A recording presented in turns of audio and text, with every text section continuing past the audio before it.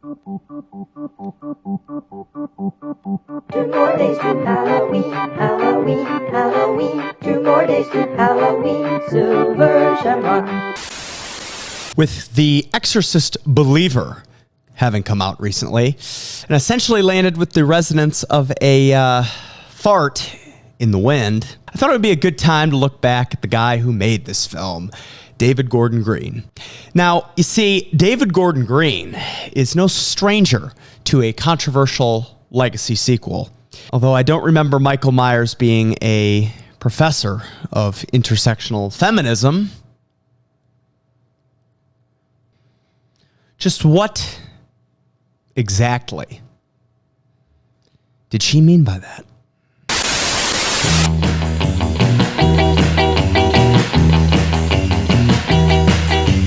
Late one night when the moon was tall, the midnight monsters had a ball.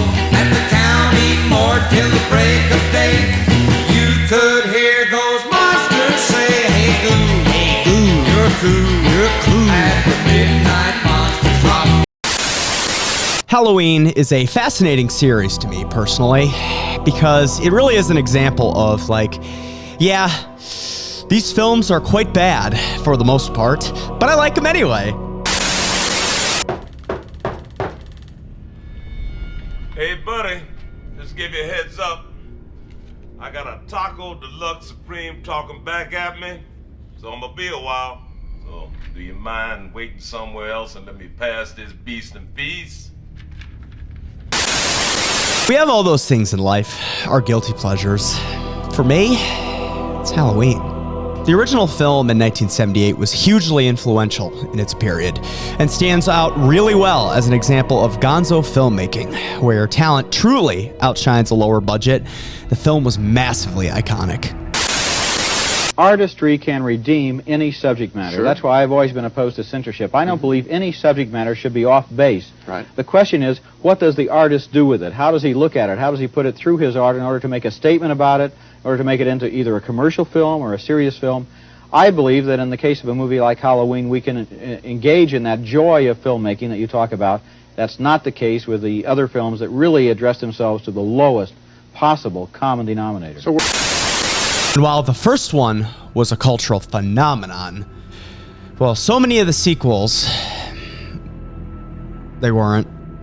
Don't get me wrong. When you say that the whole time Michael Myers is being controlled by a pagan cult, I'm willing to hear you out.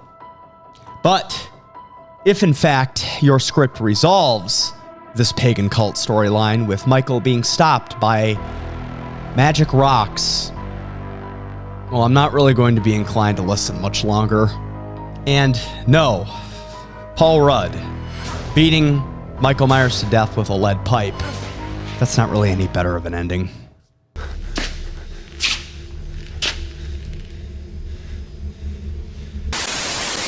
There were numerous attempts to rejuvenate, retool, or the dreaded word, reboot the series, but nothing really seemed to have any staying power. I think the closest they came to any real success was the Rob Zombie films. They were really the only time there was an attempt to completely start from scratch conceptually. But if you listen to Rob Zombie give any interviews about this period of his life, you will get the impression that his working relationship with the Weinstein brothers, who produced the film, well, it was about as stable as a day in the life of Chris Chan. I had to deal with that a lot when I made the 2 Halloween movies for Weinstein of course, Company. Because they're this gigantic franchise. Well, there was weird meddling. It was just kind of psychotic meddling. How so? Just weird, like my phone was ringing all the time when I'm on set working, and it'd be like, we think it should be this. I'm like, well, While you're working? Yeah, well, if I did that, then everything we shot doesn't match. And it makes no sense. It's just like They're doing coke and just coming up with ideas. I don't know. It's just weird thoughts all the time. And down when Bob watched the movie when it was done, this is how he calls me and goes, I hate every single fucking frame of this movie. That's your call? Really? Yeah, no. That's like a note. I hate you have to fire your editor. He's a fucking idiot. He doesn't know what he's fucking doing. I hate every. There's maybe You're not one, exaggerating. Oh, no, I'm not exaggerating at all. This is what it was like every single day. And then, how do you go to sleep? And besides my personal enjoyment of these films, there were some elements that really didn't match the intent of the original film or John Carpenter's vision.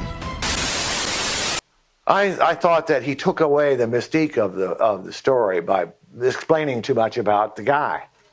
I don't care about that.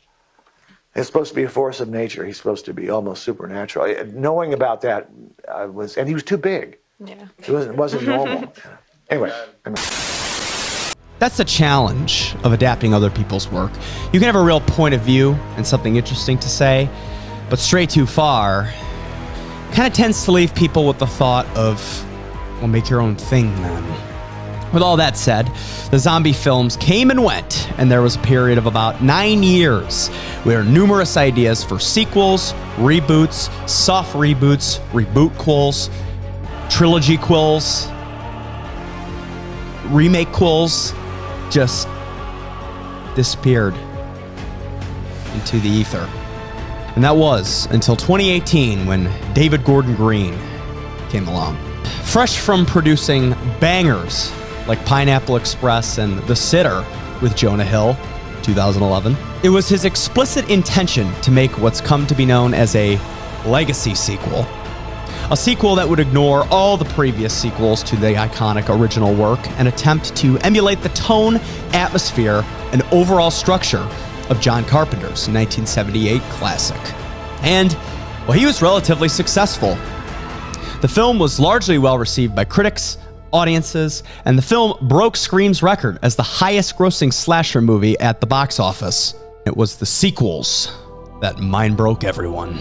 After a, quite frankly, unbelievable amount of delays when world governments decided to not let people go outside for 2 years, Halloween Kills came out. It was complete insanity. Shoot him, Marion! Hey, Michael! This is for Dr. Loomis.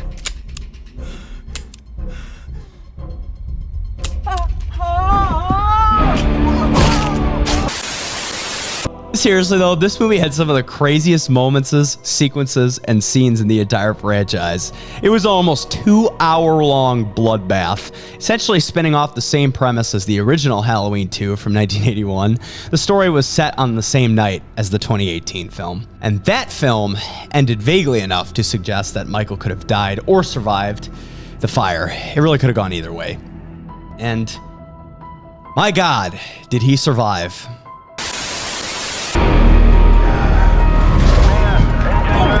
There's someone else down here!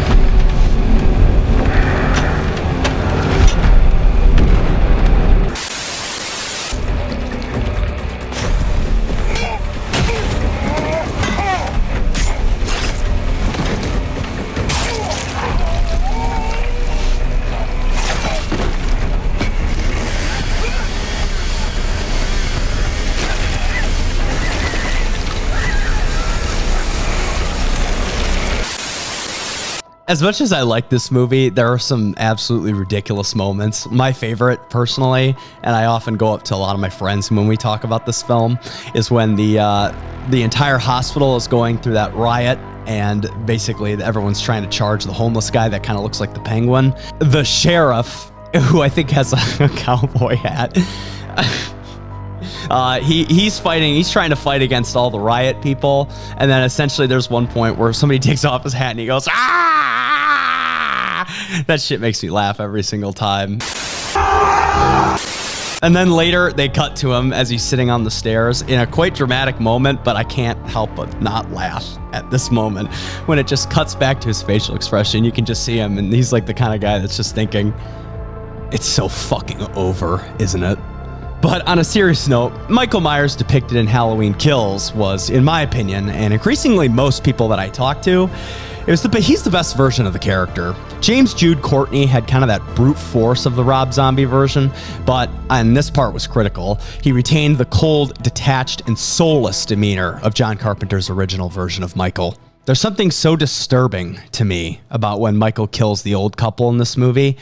He's committing such awful, brutal, and clearly premeditated violence, all while somehow being completely uninterested, like he's a kid playing with a broken toy airplane. And this is not to shit on the Rob Zombie version necessarily, but he was so angry and emotional, and there's something a little bit more scary about the disconnect between the brutal violence that Michael commits and his non-reaction to it. There's something a lot scarier and kind of fucked up about that.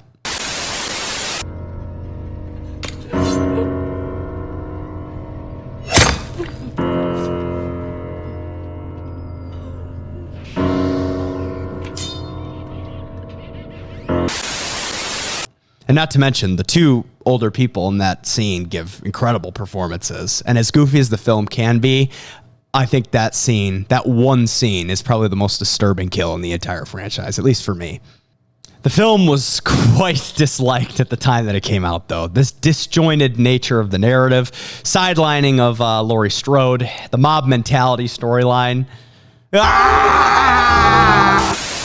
and the lack of real ending gave it terminal middle child syndrome. I always felt the disjointed nature of the plot was intentional, and the characters like Tommy, who making fucking stupid decisions, was supposed to sell how broken Michael had rendered the headspace of the town that night, and that night from 1978. But that was nothing compared to the backlash that came in this timeline's final sequel, Halloween Ends. You've got a sad look.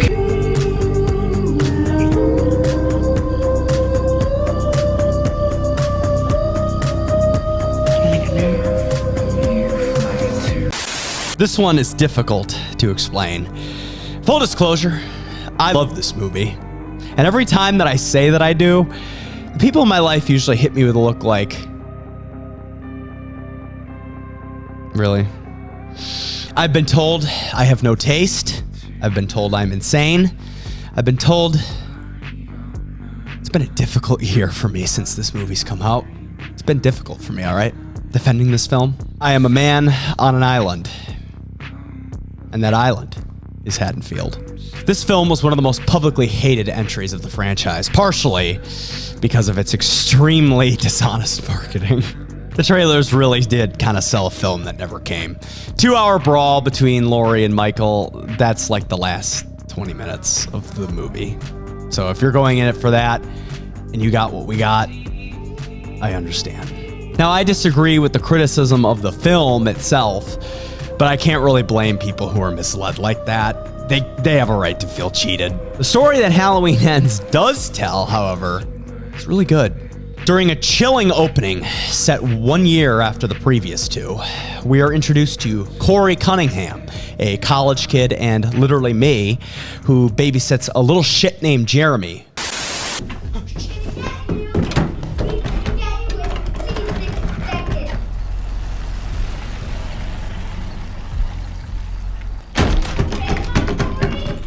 Jeremy! You got me, buddy. Here, let me out. Are you scared? Okay. Who falls 20 feet to his death. What was that? Jeremy! Oh, no! Jeremy! Oh, God, no, please! Oh, Jeremy! Oh, my God! Jeremy! Jeremy! God, please, no! What?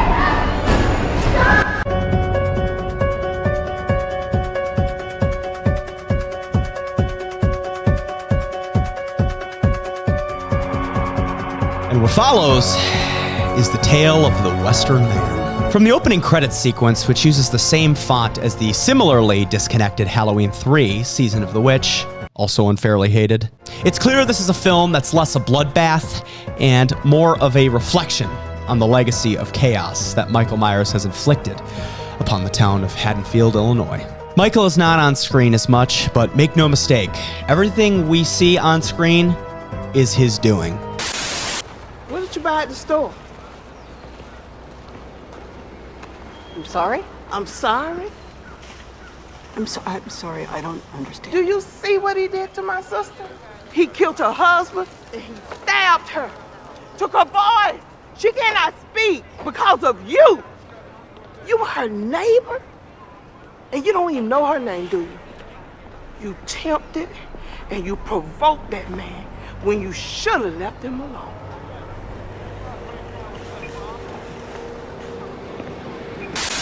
Corey becomes a recluse at his stepdad's auto shop, regularly mocked and looked at sideways by the townspeople, despite getting exonerated in the trial of Jeremy's death.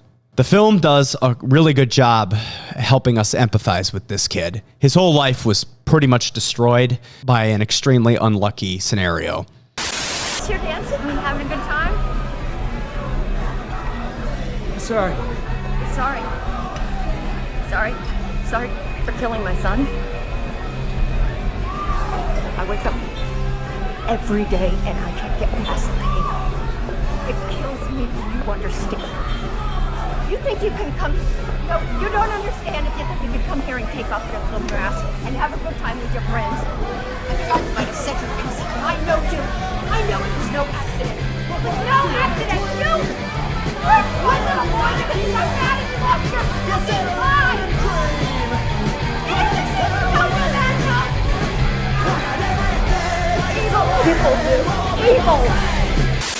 Because when you see him at the beginning, he's kind of a fresh-faced, kind of spurgy dude, but he's got he's got glasses and he's an engineering nerd, but he seems like a good guy. And then after this, little shit plummets breaks his neck. What was that? Well, his whole life gets fucked up.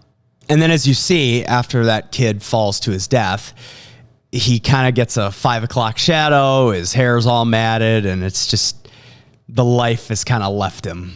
It's a pretty accurate metaphor for when somebody gets railroaded by some kind of cancellation or public shunning. And I don't know, I thought the kid that played him, Rohan Campbell, I think his name is, I'd like to see him in more stuff because I thought he did a really good job. He begins to bond with Allison, Laurie's granddaughter. And on this part, I've seen some people say, oh, she gets with him so quick. She's ready to leave her life behind for some creepy, mentally ill incel with a scarecrow mask. And I'm like, first off, have you met Zoomers? Secondly, two mentally ill human beings who are ill for the same exact reasons, making impulsive, reactionary decisions to, cling to each other in their moment of trauma at the expense of reason, restraint, and logic. I mean, come on, man. That's like the mentally ill Zoomer playbook, dude. That's on page 2. Get with the program. Back to the treatment of Michael Myers. He's the one that sets Corey's transformation in motion, sort of imbuing him with his demonic energy when they're trapped in the sewer. The idea of Michael retaining all of his power from killing people made complete sense to me. So him starving in the sewer, all old and decrepit and disgusting looking, tracked with that quite well. And the fact that he sapped Corey of all of his good and used him to recharge his own power like a parasitic, just gave Michael a nice premeditated edge we've seen in a few of the other movies. I mean, Big John and Little John, as fucked as it is, he gave them a nice little set piece after he killed them. That was brutal. And so when he kills Corey, it's not rendered pointless at all for the audience. He used Corey up. Corey was just another victim of the Haddonfield shape. Because evil is pointless at the end of your deal with it. It doesn't need you anymore, so it will discard you. It'll throw you out. It doesn't care about your past. It doesn't care about your present or your future. It's going to just chew you up, spit you out, and that's that. And that is what happened to Corey. For as empathetic and sympathetic as the treatment of him is, But the difference, Allison, between me and you is that people look at me like, who is this guy? Who is this monster? And they look at you like, they see you like a survivor. What are you talking about? I get it. You survived Michael Myers. You're a hero with your struggles, and ask anyone. I'm the psycho babysitter. I'm the fucking kid killer. And you think you can fix me, but you can't. I'll spare you the heartache.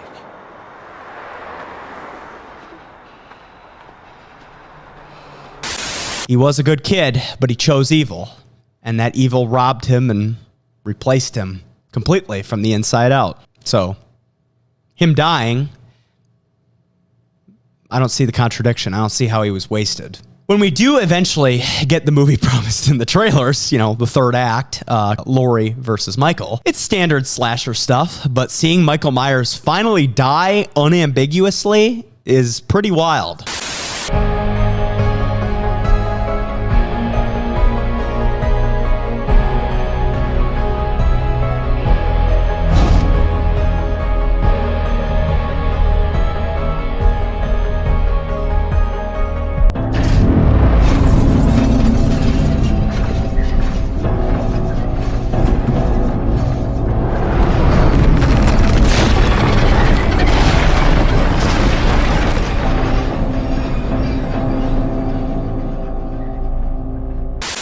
This would be the last movie under Blumhouse's run with the Halloween IP, and there's word of television shows, movies, and reboots and other media elsewhere.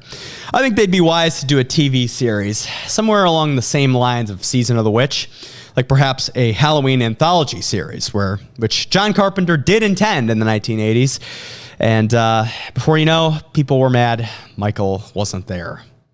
Oh, how little things change.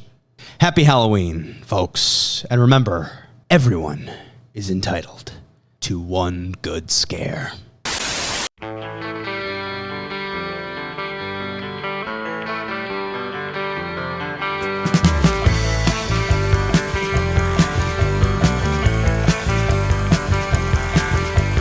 All our times have come. Here, but now they're gone. Seasons don't fear the reaper, nor do the wind, the sun, or the rain.